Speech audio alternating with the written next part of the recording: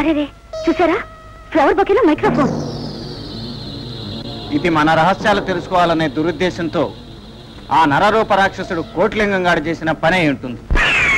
మిమ్మల్ని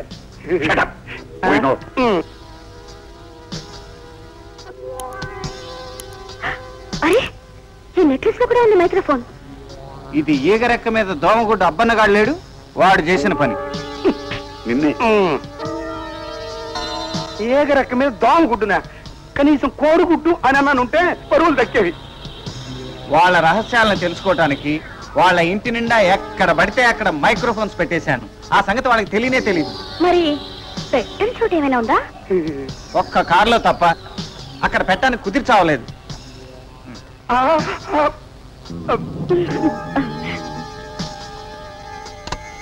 వాడు ఇల్లంతా మైక్రోఫోన్స్ పెట్టాడు.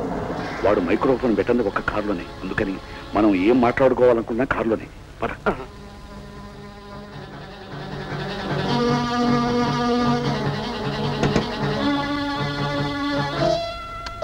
అబ్బబ్బబ్బా, ఆ సార్వభౌముడు గారు సామాన్యుడు కాదండి. గుండెల్లో క్రికెట్, కడుపులో చెడుగుడు అనే రకం. చూడపని, వాడు ఏ క్షణంలోనైనా మన మందులు కూడా ఉంచి మీదకి దాడి చేయొచ్చు. అందుకని మనం జాగ్రత్తగా ఉండడం మంచిది. విక్టోరియా స్ట్రీట్ లో ఉన్న గోడౌనా,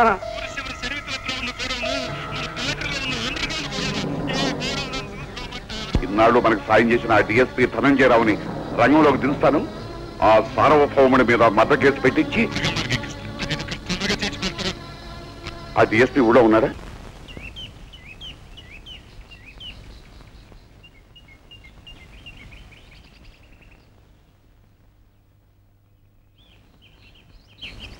ఎవరు? ఎవరది? అధికారపు మత్తులో ప్రపంచాన్నే మర్చిపోయిన నీలాంటి వాళ్లకు కళ్ళు తెరిపించడానికి వచ్చిన సార్వభౌముణ్ణి. ఓ, నువ్వా? ఎందుకు వచ్చావు? బాధ్యత చచ్చిపోయి నీతి కుళ్ళిపోయిన నీ శవం కాకి బట్టల్లో ఎలా ఉంటుందో పోస్ట్ మార్టం చేయడానికి వచ్చాను. సార్వభౌమ, ఆ కోటిలింగం అబ్బన్న ముఠాతో చేతులు కలిపి నువ్వు సాగించే అవినీతి అధికారాన్ని అంతం చేయడానికి వచ్చాను. నో, ఇంతకీ వాళ్ళెవరు? ఇదిగో ఈ విస్కీ సీసాలు పంపించి నీ శరీరంలో మాంసాన్ని పెంచిన మహానుభావులు. వాళ్ళెవరో నాకు తెలియదు. నీ నోరు అబద్ధం చెప్పినా గుండెలోని దడ నిజం చెప్తోంది ధనంజయరావు. ఆ దుర్మార్గుల వ్యాపారాలకు ఒక పోలీస్ ఆఫీసర్ గా సహాయ సహకారాలు అందించిన నువ్వు మీ డిపార్ట్మెంట్ లో పెరుగుతున్న చీడ పురుగు. ఎవరితో మాట్లాడుతున్నావో తెలుసా? ఒక బాధ్యత గల పోలీస్ ఆఫీసర్తో. మర్యాదగా ఇక్కడి నుంచి వెళ్ళకపోతే నేనే నిన్ను స్టేషన్ కి ఇచ్చుకుపోతాను. ధనంజయరావు, నీ పద్ధతి మార్చుకోకపోతే నేను నిన్ను అదే పని చేస్తాను. సార్వభౌమ, నేను చాలా నీతి నిజాయితీ గల సిన్సియర్ పోలీస్ ఆఫీసర్ని. అవును, నీ పాపాల పుట్ట. 3000 జీతంతో నువ్వు సంపాదించిన లక్షలాది రూపాయల ఆస్తుల వివరాలు, సినిమా హాళ్లు, వందలాది ఎకరాల పొలాలు, అద్దెలకిచ్చిన భవనాలు, అన్ని వివరాలు ఈ ఫైల్లో ఉన్నాయి. సార్వభౌమ, నువ్వు తప్పుడు మార్గంలో ఇన్ని ఆస్తులు సంపాదించావు. ఈ ఫైల్ ఆధారంతో నీ బ్రతుకును బదారు పాలు చేస్తాను. వద్దు, నేను దుర్మార్గుని, పరమ కిరాతకుని. ఆ కోటిలింగంతో చేతులు కలిపాను. చాక్లెట్లు, పాలు కల్తీ విషయంలో వాళ్ళతో సహకరించాను. చివరకు సిబిఐ ఆఫీసర్స్ వస్తున్నారని ఇన్ఫర్మేషన్ వాళ్ళకి అందించి నా తోటి ఆఫీసుల చావు కారకుందయ్యాను. ధనంజయరావు, సార్వభౌమ, నేను మంచి నటుణ్ణి, బాగా నటించాను కదూ. మర్యాదగా ఫైల్ ఇవ్వకపోతే కాలుస్తావు, అంతేగా. ఇక ఈ ఫైల్ తీసుకుని వివరాలు చూసుకో.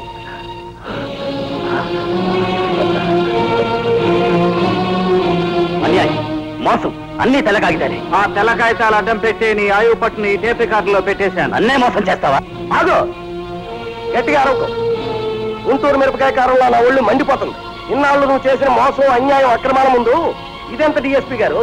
ఇచ్చి డిఎస్పీ ఓడిగుడ్లో టెంకాంత కానిస్టేబుల్ పెట్టి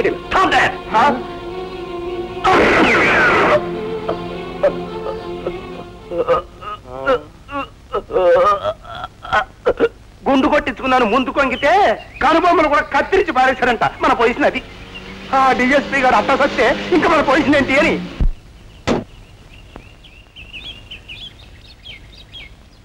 చల్లగాలి పీలుస్తున్నారా? అవును సార్వభౌమ, గాలిలో తేమ ఎంత ఉందా అని చూస్తున్నాను. అలాగా. బాయ్, మీ ఆరోగ్యం ఎలా ఉంది? అమ్మో అమ్మో, ఒకటో రెండా అన్ని కనపడింది. అప్పుడే మీ డిఎస్పీ ఆత్మహత్య చేసుకున్నాడు. ఈ శుభ సందర్భంలో మీకు కానుక ప్రజెంట్ చేద్దామని వచ్చాను. రాణి,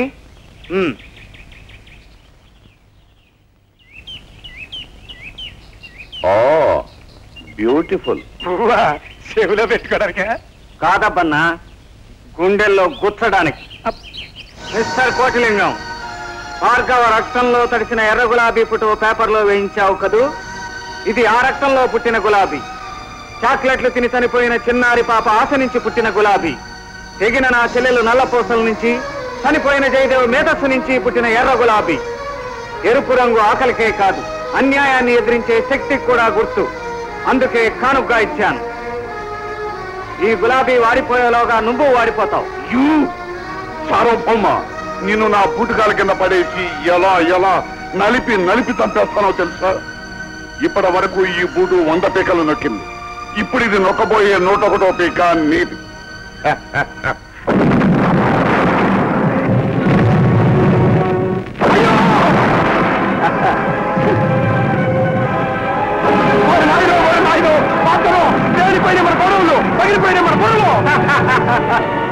మై డియర్ మ్యాడ్ కోటిలింగం, నీ ఫ్యాక్టరీలో పెట్టిన ఫీజ్ కనెక్షన్ నీకు ఇచ్చిన గులాబీ పువ్వులో ఉంది.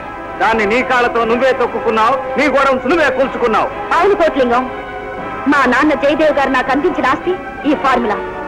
దాన్ని ఉపయోగించి నీకు బుద్ధి చెప్పి ఆయన ఆత్మకు శాంతి కలిగిస్తాను. సార్ మన ఫ్యాక్టరీ గోడౌన్స్ మొత్తం పేలిపోయాయి. 20 కోట్ల రూపాయల ముందు నాశనం అయిపోయింది sir. You idiot! Mister Kotilingam, నీ అవినీతి సామ్రాజ్యాన్ని అంతం చేశాను. ఇక నాకు మిగిలిన శత్రురాజు నువ్వు. కన్నీళ్లతో కుళ్ళిపోయిన శత్రురాజును క్షమించి వదిలేయటం సార్వభౌముడి లక్షణం. అందుకే ప్రస్తుతానికి నేను క్షమించి వదిలిపెడుతున్నాను. కమాన్ రాణి. పుట్ట ముంచేసావు కదరా, ఇంత బతుకు బతి ఇంటెనకాలు చచ్చినట్టు. మన మున్సిపాలిటీ వాళ్ళు ఎత్తేయడం ఖాయం. పార్ట్నరు రాజీకొచ్చి ఆ హాస్పిటల్లో కాంపౌండర్ గా చేరడం మంచిదిరా రావుడు. ఎంత చేసినవాడు ఇంకెంత చేస్తారో దేవుడు. సార్వభౌమ, నువ్వు ఇల్లలికింది ఈ కోటిలింగం కడుపు పంటతో, పండగ చేసుకుంది ఈ కోటిలింగం పగతో. పాము విస్కీ తాగింది, పులి గంజాయి తాగింది, ఏనుగు సారాయి తాగింది.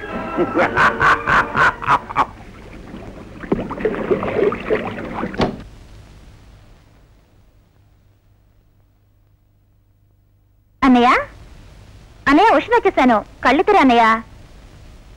రేపటి నుంచి ఈ డ్యూటీని రాణికి ఇచ్చేస్తానంతే. ఇక లే అన్నయ్య. కౌసల్య సుప్రజా రామ లే అన్నయ్య. నీ ప్రాణాలతో ఎక్సర్సైజ్ చేయడానికి వచ్చానే. సార్వభౌముడు రాజ్యంలోకి శత్రువు వచ్చాడని వెయ్యి వెరీ కాక.